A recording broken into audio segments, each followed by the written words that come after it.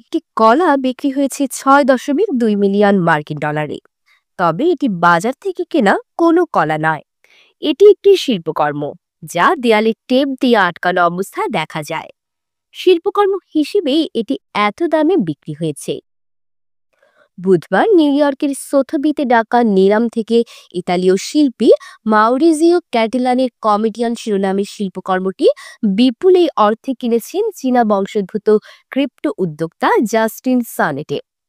২০১৯ সালে মিয়ামি বিচের art basil মেলায় প্রথম এই শিল্পের আত্মপ্রকাশ ঘটেছিল। ওই সময়ই এটি বিপুল আলোচনার খোরাক হয়।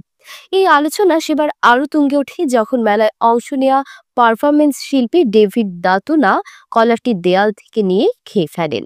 বিষয়টি নিয়ে ব্যাপক সমালোচনার মুখে দাতুন জানান এটিও ছিল তার একটি পারফরমেন্স আর্ট। পরে অবশ্য আরেকটি কলা একই রকম ভাবে ঝুলিয়ে দেওয়া হয়েছিল। বুধবার নিলামের দর শুরু হয়েছিল $৮ লাখ দিয়ে। পরে দ্রুত দর বাড়তে শুরু করে। শেষ পর্যন্ত এটি $৬২ লাখ গিয়ে ঠেকে। মজার ব্যাপার হচ্ছে, দেয়ালে ঝোলানোর আগে এই কলাটি কেনা হয়েছিল মাত্র ৩৫ সেন্ট দিয়ে। বিষয়টি স্বীকার করে নিলাম সংস্থা সোথবি এর পক্ষ থেকে বলা হয়েছে, মিয়ামিতে যে কলা দেখানো হয়েছিল সেই একই কলা পাবেন না এবারের দরদাতারা, কারণ সেই কলা অনেক আগে কেউ না কেউ খেয়ে ফেলেছে, কিংবা খেয়ে না থাকলে পচে গেছে। কলা পচনশীল হওয়ায় শিল্পটি ধরে রাখার জন্য অবশ্যই কলাটি সময় সময় বদলে দেওয়ার প্রয়োজন রয়েছে। তাই যিনি এই শিল্পটি এবার কিনে নেবে তাকে বেশ কয়েকটি কলা এবং একটি টেপের রোল দেওয়া হবে। এই কলা ও টেপের রোলের সঙ্গে একটি প্রশংসাপত্রও দেওয়া হবে।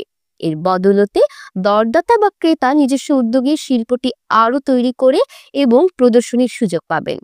এছাড়া কলাটি কিভাবে ঝোলাতে হবে সে সংক্রান্ত একটি নির্দেশনাপত্রও থাকবে। নিলামকারী অলিভার বার্কার বলেন, আমি কখনোই ভাবিনি যে আমি একটি কলার জন্য $৬০ লাখ বলবো। এমন তথ্যবহুল সংবাদ পেতে চ্যানেলটি সাবস্ক্রাইব করে পাশেই থাকুন। আর ভিডিওটি কেমন লেগেছে মন্তব্য করতে ভুলবেন না।